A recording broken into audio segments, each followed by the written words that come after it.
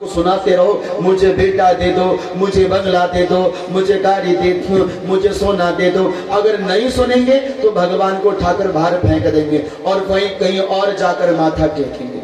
ये भक्ति के लक्षण नहीं हो सकते। भक्ति देखनी है तो देखो ना, मीराबाई की देखो। सुना है आपने मीराबाई का नाम? क्या कहती थी मीराबाई? अरे री मैं तो प्रेम दीवानी, मेरो दर्द न जाने को। मीराबाई की भक्ति देखी। छोटी थी मीराबाई, सुनाई देता हूं कहानी। देखो, मीराबाई छोटी थी और बचपन से ही अपनी मां के प्रति बड़ी श्रद्धा रखते थे। मां जो कह दे उसे कभी मना नहीं करते थे। मीराबाई की भक्ति काम से जागी। एक दिन गांव में शादी हो रही थी, विवाह हो रहा था। मीराबाई ने कहा, मां ये शादी हो रही है? मां ने कहा, हाँ बेटा ये शादी हो रही है। बोले, मां शादी किसे कहती है? बोले, जब लड़का और लड़की आपस में मिलते हैं उसे विवाह कहते हैं, उसे शादी कहते हैं। बोले, मां मेरी शादी भी कर दो ना। बच्ची थी, जिद करने लगी, मेरा भी विवाह कर दो ना। तो मां ने कहा, बेटा अभी तो छोटी है, जब बड़ी हो जाएगी तब मैं तब तेरा विवाह बड़ी धूमधाम से करूंगी। मेरी तो एक ही तो बेटी है। लेकिन मीरा ने जिद पकड़ ली, नहीं मां नहीं, आप मुझे बताओ मेरा वर कौन होगा। अगर शादी अभी नहीं करनी कोई बात नहीं, लेकिन मुझे ये बताओ मेरा वर कौन होगा। अब माँ के सामने जब जिद्दी करने लगी, कभी माँ बाप बोल देते ना मजाक में, चल ठीक है कर देंगे, ऐसे ही माँ ने बोल दिया, तेरा वर श्याम सुंदर होगा, तेरा वर भगवान कृष्ण होंगे। अब मीरा के मन में ये बात आकर बैठ गई।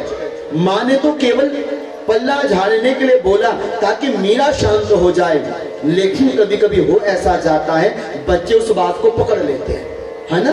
कभी माँ बाप वो बात बोल के भूल जाते हैं, लेकिन बच्चे कभी नहीं बोलते, बच्चे वो बात पकड़ कर रखते हैं। कैसे? देखो, जैसे एक बच्चा, जैसे बहुत सारे बच्चे स्कूल में बैठे थे, अब टीचर ने एक बच्चे को खड़ा किया, बताओ बेटा अगर तुम्हें मैं 7 बिल्लियां दूं तो तुम्हारे पास कितनी बिल्लियां हो जाएंगी घर में? उसने कहा, मास्टर जी मेरे घर में 8 बिल्लियां हो जाएंगी। उसने कहा, अरे बेटा अच्छी तरह से सुनो, अगर मैं तुम्हें 7 बिल्लियां घर में रखने के लिए दूं तो कितनी बिल्लियां तुम्हारे पास हो जाएंगी?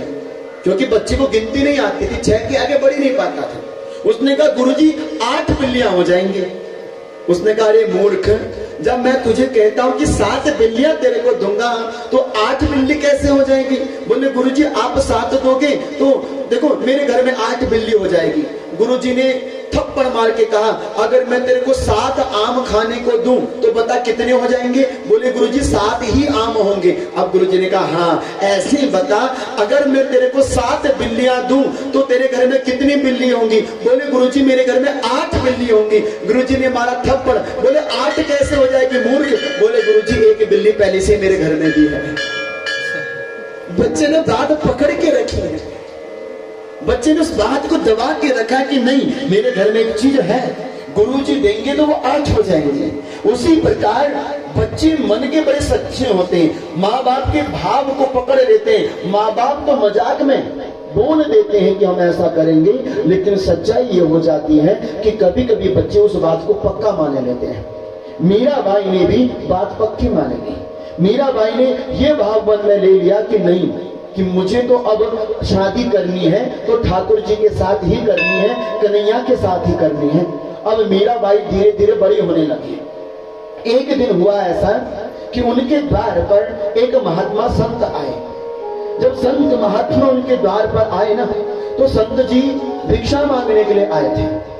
अब जो ही भिक्षा मांगने के लिए द्वार खटखटाया, मीराबाई ने सुना कि संत द्वार पर आए हैं। और देखो ना, माँ बाप के संस्कारों का प्रभाव बच्चों पर कैसे पड़ता है।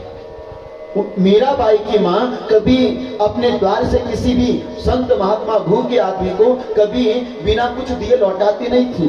तो मीराबाई को भी यही आदत थी कि द्वार पर कोई आ जाए तो खाली कभी नहीं लौटाना चाहिए। भगवान ने बड़े भाग्य से अगर ये मानव का तन दिया है तो इस मानव के तन से हमें दान पुण्य भी करना चाहिए। मंदिर के द्वार के बाहर कभी देखिएगा भिखारी बैठे होते हैं। किसी ने कहा भीख क्यों मांगते हो? भिखारी ने कहा भिक्षुकानेव भिक्षन्ति बोधयन्ति गृहे गृहे। भिखारी भीख नहीं मांगता, भिखारी हमें ये चेत करवाता है, हमें ये समझाता है कि भैया पिछले जन्म में हम दान ना दे सके तो आज ये हाथ फैलाने की नौबत पड़ गई है। भगवान बड़े शक्तिशाली है, ना जाने कब हमारे हाथ का कटोरा किसके हाथ में पकड़ा दे कोई नहीं जानता। इसलिए मीराबाई अपने घर से दान पुण्य करती थी। दान पुण्य का प्रभाव था, मीराबाई बड़ी प्रभावशाली थी।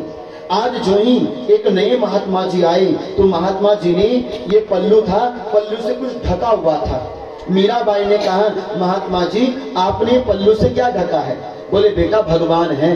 बोले मुझे भी एक बार दर्शन करा दो भगवान का। कहा ठीक है बेटा।